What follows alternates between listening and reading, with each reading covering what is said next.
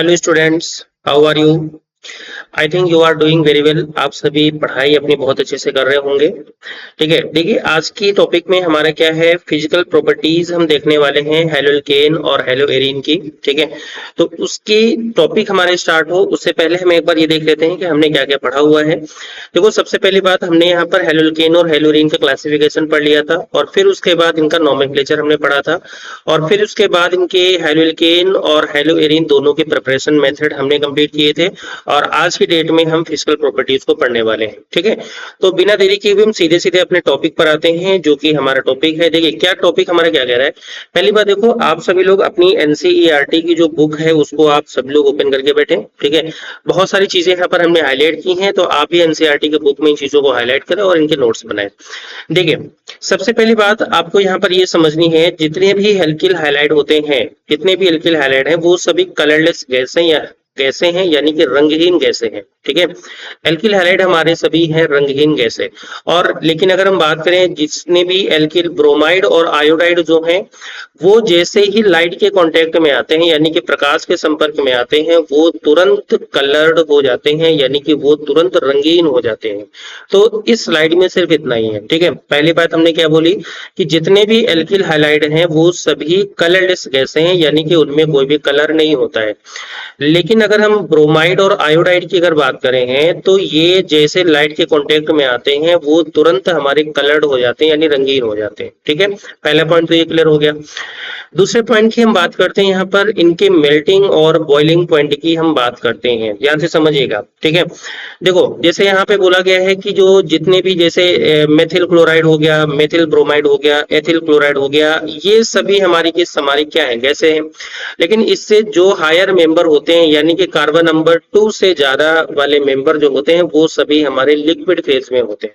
वो सभी हमारे कौन से फेज में होते हैं, लिक्विड फेज में होते हैं। ठीक है, नेक्स्ट पॉइंट हमारे पास यहाँ पर ये आता है कि जैसे देखो, एक क्वेश्चन यहाँ पे बहुत ज्यादा कॉमन पूछा जाता है कि हेलोल्केन का जो मेल्टिंग पॉइंट है, ठीक है, हेलोल्केन का मेल्टिंग पॉइंट है, वो करस्पॉन्डिंग मॉलिक्यूलर मास के हाइड्रोकार्बन के कंपैरिजन में ज्यादा होता है। रीजन क्या है, इसके पीछे का क्या रीजन है। ठीक है, तो पहली बात तो ये समझो कि जो हेलोल्केन का जो मेल्टिंग पॉइंट है, ठीक है, हेलोल्केन का मतलब आरएक्स का जो मेल्टिंग पॉइंट है, वो अपने करस्पॉन्डिंग हाइड्रोकार्बन से हमेशा ज्यादा होगा। मतलब कहने का इन्होंने ये कहा है कि देखो, ये जो CH3Cl है, ये बना तो CH4 से ही है ना, CH4 के एक हाइड्रोजन को रिप्लेस करके बना है, तो CH3Cl का जो मेल्टिंग पॉइंट है वो ज्यादा होगा CH4 से। यानी कि हम यहाँ पर एक एग्जांपल और कह सकते हैं, C2H5Cl का जो मॉलिक्यूलर सॉरी मेल्टिंग पॉइंट है वो ज्यादा होगा C2H6 से।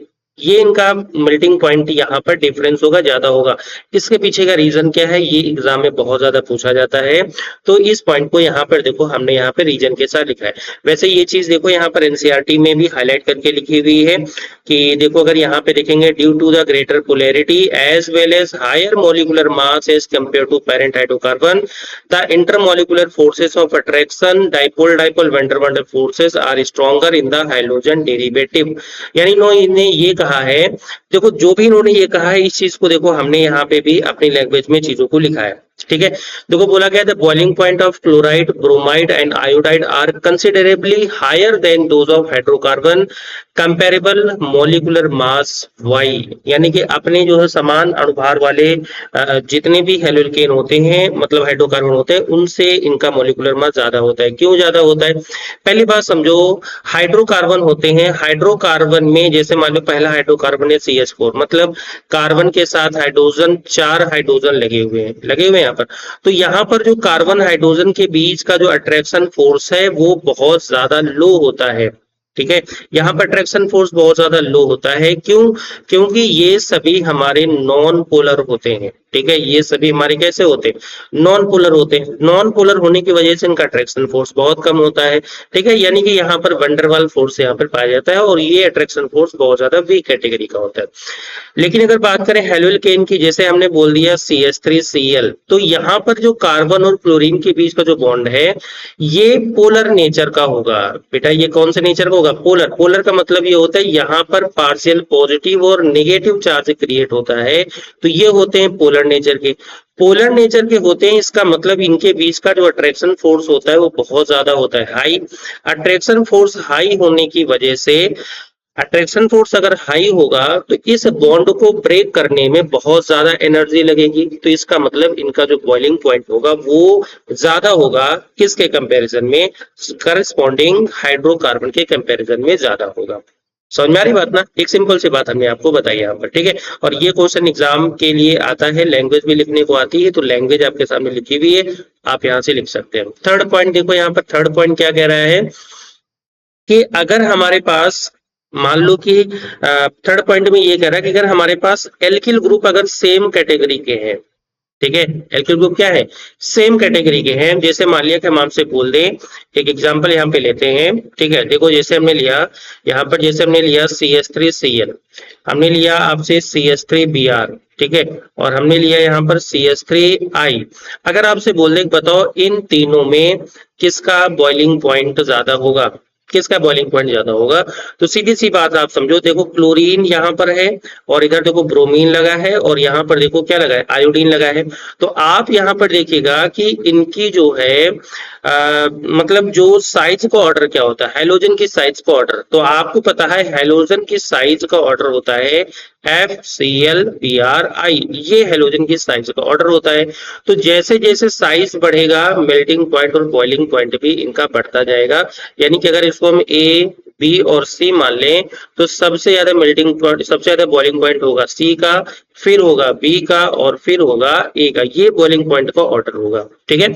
यानी कि ये डिपेंड करता है पूरा का पूरा हैलोजन के साइज पर। जितना ज्यादा हैलोजन का साइज होगा, जितना ज्यादा हैलोजन का साइज होगा, बॉइलिंग पॉइंट भी उतना ही ज्यादा होगा। समझ में आ रही बात ना? बॉइलिंग पॉइंट भी उतना ही ज्यादा होगा, ये पॉइंट आपको समझना है और ये पॉइंट आपके लिए यहाँ पर इंपॉर्टेंट है, एग्जाम में यहाँ से क्वेश्चंस राइज होते हैं, पूछे जाते हैं, ठीक है। चलो नेक्स्ट क्वेश्चन की बात करते हैं। यहाँ पर देखो अगले पॉइंट, ये पॉइंट जो है जो कि आपके लिए बहुत ज्यादा इंपॉर्टेंट है। क्या पॉइंट है कि अगर हमारे पास कोई आइसोमेरिक हैलोजेन है, ध्यान से समझिएगा, हमने बोला है आइसोमेरिक हैलोजेन है, यानी कि हैलोजेन के अगर आइसोमर्स बन रहे हैं तो जितनी ज्यादा ब्रांचिंग होती जाएगी, ब्रांच जितनी बढ़ती जाएगी, उतना ही इनका जो बॉइलिंग पॉइंट होगा वो डिक्रीज होता जाएगा, ठीक है। बॉइलिंग पॉइंट क्या होता है, डिक्रीज होता है, जितनी ज्यादा ब्रांच होगी बॉइलिंग पॉइंट डिक्रीज होता जाएगा, ठीक है। अब ये चीज क्यों होती है, तो ये चीज देखो यहाँ पर होती है क्योंकि जैसे ब्रांचिंग हम बढ़ाते जाते हैं तो वैसे ही जो है मॉलिक्यूल का सरफेस एरिया आपका कम होता जाता है। सरफेस एरिया क्या होता है, कम हो जाता है, और सरफेस एरिया अगर कम होगा तो बॉइलिंग पॉइंट भी कम होता जाएगा। जैसे इन्होंने एक एग्जांपल लिया है, देखो यहाँ पर ब्रोमोब्यूटेन लिखा है, देखो पहले यहाँ पर 1 ब्रोमोब्यूटेन लिखा है, फिर आपका 2 ब्रोमोब्यूटेन लिखा है, फिर 1 मेथिल 2 ब्रोमोब्यूटेन, ये पूरा का पूरा अगर इस एग्जांपल को ध्यान से देखो जरा, यहाँ पर देखो यहाँ पर कोई ब्रांचिंग नहीं है, यहाँ पर कोई ब्रांचिंग नहीं है, एक स्ट्रेट चेन यहाँ पर बनी हुई है, ठीक है। यहाँ पर देखो एक स्ट्रेट चेन बनी है, बिल्कुल सीधी चेन है। यहाँ पर देखो एक बार ब्रांचिंग हो गई है और यहाँ पर देखो ऊपर और नीचे 2 बार ब्रांचिंग। तो जैसे जैसे ब्रांच होती जाएगी, देखो स्ट्रेट चेन का बॉइलिंग पॉइंट 375 केल्विन है, एक ब्रांच हुई बॉइलिंग पॉइंट 664 हो गया, और ब्रांच हुई बॉइलिंग पॉइंट 346, यानी कि जैसे जैसे ब्रांच बढ़ाते जा रहे हैं वैसे वैसे बॉइलिंग पॉइंट कम होता जाता है। यहाँ से क्वेश्चन बहुत ज्यादा आते हैं, बट एक बात ध्यान से समझिएगा, कार्बन की संख्या में कोई चेंज नहीं होना चाहिए, कार्बन की संख्या में कोई चेंज नहीं होना चाहिए, कि यानी कि अगर कार्बन की संख्या सेम है और कार्बन की संख्या सेम है बट हम ब्रांच करते जा रहे हैं, ब्रांचिंग बढ़ाते जा रहे हैं, तो इसका मतलब बॉइलिंग पॉइंट लगातार कम होता जाएगा, ठीक है। ब्रांच बढ़ेगी, बॉइलिंग पॉइंट कम होगा, कार्बन की संख्या सेम होनी चाहिए, ठीक है। तो एक ये भी पॉइंट आपको क्लियर हो गया, ठीक है। ऐसे यहाँ पर आप देखो हमारे पास हेलोएरीन का कॉन्सेप्ट आता है। हेलोएरीन में क्या होता है कि जितने भी आइसोमर होते हैं, डाई हेलोबेंजीन के जो आइसोमर होते हैं, उनके बॉइलिंग पॉइंट में कोई बहुत ज्यादा चेंज नहीं आता है।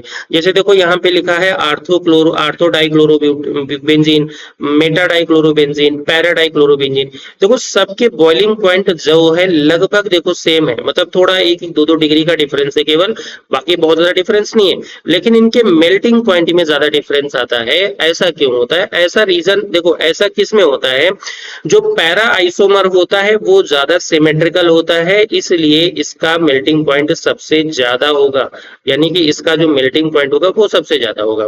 ठीक है ना। उसके बाद हमारा कौन सा आएगा, उसके बाद हमारा ऑर्थो वाला आएगा और उसके बाद तब हमारा मेटा वाला आएगा। ये इनके मेल्टिंग पॉइंट का डिक्रीजिंग ऑर्डर है। मतलब क्या है कि पैरा आइसोमर का जो मेल्टिंग पॉइंट होगा वो सबसे ज्यादा होगा पैरा वाले का। रीजन क्या हमने बताया, क्योंकि ये पैरा वाला सिमेट्रिकल होता है, ठीक है ना।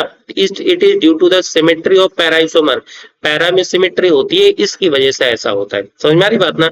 तो ये हमारे पास ये पॉइंट थे हमारे पास टोटल। तो इतने सारे पॉइंट को देख करके हम यहाँ पर क्या रीजन जो है हमारे पास आउटपुट निकलता है। पहले पॉइंट यहाँ पर समझो, पहला पॉइंट यहाँ पर हमने क्या लिखा है, नंबर 1 पॉइंट हमारा देखो, अगर इसको हम समरी के फॉर्म में देखें, अगर हमारे पास कार्बन की संख्या सेम है, कार्बन की संख्या सेम है, तो जितने बड़े साइज का हैलोजन होगा, जितने बड़े साइज का हैलोजन होगा उतना ही ज्यादा बॉइलिंग पॉइंट होगा, ठीक है। उतना ही ज्यादा क्या होगा, बॉइलिंग पॉइंट होगा। ये बात आपको यहाँ पे समझना। ये देखो, ये हमने जो लिखा है RI, RBr, RCl और RF, ये बॉइलिंग पॉइंट का डिक्रीजिंग ऑर्डर है। कौन सा ऑर्डर है, बॉइलिंग पॉइंट का डिक्रीजिंग ऑर्डर है। दूसरी बात क्या है कि जितनी ज्यादा ब्रांचिंग होती जाएगी, ठीक है, यानी कि शाखाएं अगर ब्रांचिंग इंक्रीज होगी, कार्बन की संख्या में सेम है, अगर ब्रांच इंक्रीज होती जाएगी तो इसका मतलब जो बॉइलिंग पॉइंट होगा वो डिक्रीज होता जाएगा, पूरा लगातार डिक्रीज होता जाएगा। जितनी ज्यादा ब्रांचिंग होगी बॉइलिंग पॉइंट उतना ही कम होता जाएगा। ये बात आपको समझनी है, ठीक है। और एक बात ये क्या समझना है, तीसरी पॉइंट ये समझना है कि जैसे जैसे कार्बन की संख्या बढ़ाते हैं, मान लो कि हमारे पास यहाँ पर एक हमारे पास CH3Cl है, दूसरे पास हमारे पास CH3CH2Cl है, तीसरा हमारे पास CH3CH2CH2Cl है।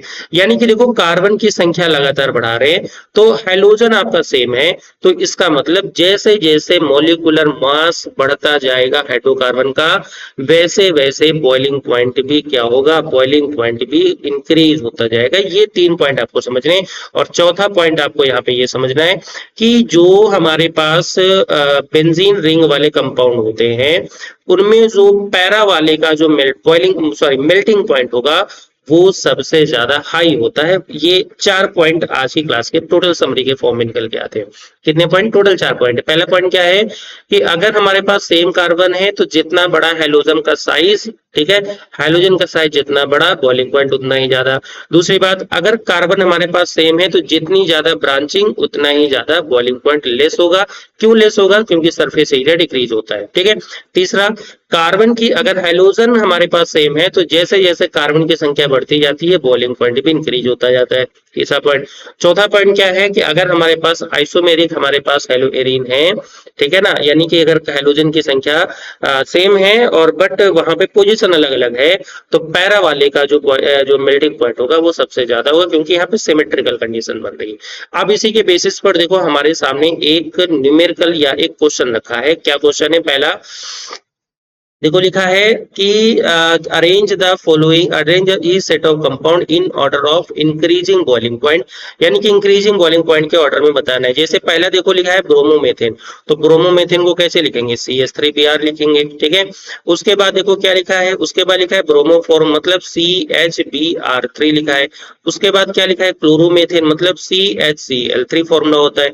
डाइब्रोमोमेथेन मतलब क्या होता है, CH2Br2 ब्रोमीन है यहाँ पर। अब एक बात यहाँ पे ये समझिएगा जरा सब लोग कि इनके जो है बॉइलिंग पॉइंट के इंक्रीजिंग ऑर्डर में बताना है, ठीक है। बॉइलिंग पॉइंट का इंक्रीजिंग ऑर्डर बताना है, कैसे बताएंगे, हमने क्या बताया, कार्बन की संख्या देखो, पहले सबसे पहले कार्बन संख्या देखो, यहाँ पे कार्बन कितने हैं, पहले वाले में कार्बन कितने हैं, यहाँ पे 1 कार्बन है, यहाँ पे 1 कार्बन है, यहाँ पे 1 तो पहले कार्बन से तो डिफरेंशिएट कर नहीं पाएंगे। पहला पॉइंट क्लियर हो गया ना। दूसरा पॉइंट, हाइड्रोजन देखो, यहाँ पर 1 ब्रोमीन लगा है, यहाँ पर 3 ब्रोमीन है, यहाँ पर 3 क्लोरीन है, यहाँ पर 2 ब्रोमीन है। तो देखो अभी हमने क्या बताया, जैसे जैसे ब्रोमीन मतलब हाइड्रोजन का साइज बढ़ेगा, इसका मतलब हाइड्रोजन सबसे छोटा यहाँ लगा है तो ये 1 नंबर पर हो जाएगा, ठीक है। उसके बाद यहाँ पर कितने हाइड्रोजन है, यहाँ पे दो ब्रोमीन है तो ये 2nd नंबर पर। यहाँ पर कितने हैं, नहीं, ठीक है। उसके बाद देखो यहाँ 1 ब्रोमीन है तो ये 2nd नंबर पर, फिर यहाँ 2 ब्रोमीन हो गए तो ये 3rd नंबर पर, यहाँ 3 ब्रोमीन हो गए तो 4 नंबर पर। इसका मतलब ये हुआ कि अगर इसकी नंबरिंग करें हम A, B, C और D अगर नंबरिंग करें तो सबसे पहले हमारे पास आएगा C वाला, फिर उसके बाद हमारे पास आएगा ए वाला, और फिर हमारे पास आएगा डी वाला, और फिर हमारे पास आएगा कौन सा, B. C A D B हमारे पास इसका करेक्ट आंसर हो जाएगा। अब एक काम करना है, आप सभी को होमवर्क दे रहे हैं, यहाँ पर इसको ए बी और सी हम आपको नाम दे रहे हैं। जो सेकंड क्वेश्चन है इसका आप जो है अपने कमेंट बॉक्स में इसको कमेंट करेंगे कि इसका जो है ऑर्डर क्या होगा, रियल ऑर्डर क्या होगा। ठीक है, 1 क्लोरोप्रोपेन, आइसोप्रोपिल क्लोराइड और 1 क्लोरोब्यूटेन, इसका इंक्रीजिंग और डिक्रीजिंग ऑर्डर आपको बताने मेल्टिंग पॉइंट है, ये बात आपको कमेंट करेंगे। ठीक है, तो इस क्लास की जो टोटल समरी है वो इन्हीं 4 पॉइंट में है। एक क्लास में एक स्लाइड में हमने पूरी समरी लिखी है, आप इस समरी को अपने जो है नोटबुक में नोट कर लीजिएगा। यहाँ से क्वेश्चंस अगर आते हैं तो इससे ज्यादा लेवल के क्वेश्चंस नहीं आएंगे। ठीक है, तो आज की क्लास में इतना ही। All the best and thank you. और हाँ, अगर वीडियो को अच्छा लगा है तो वीडियो को लाइक जरूर करिएगा, चैनल सब्सक्राइब जरूर कर लीजिएगा अगर आपने अभी सब्सक्राइब नहीं किया है, व्हाट्सएप चैनल पे जरूर जुड़िएगा। और हाँ, अगर कोई भी आपको कोई भी पर्सनल सजेशन देना है, ठीक है ना, कोई भी आपको ऐसे इन्फॉर्मेशन देनी, कोई भी क्वेश्चन पूछने, कोई भी सजेशन अगर आपका है तो आप हमारे इंस्टाग्राम पे मैसेज करिए, हम आपके जो है जो भी सजेशन वगैरह बिल्कुल कंसिडर करेंगे। ठीक है, all the best and thank you.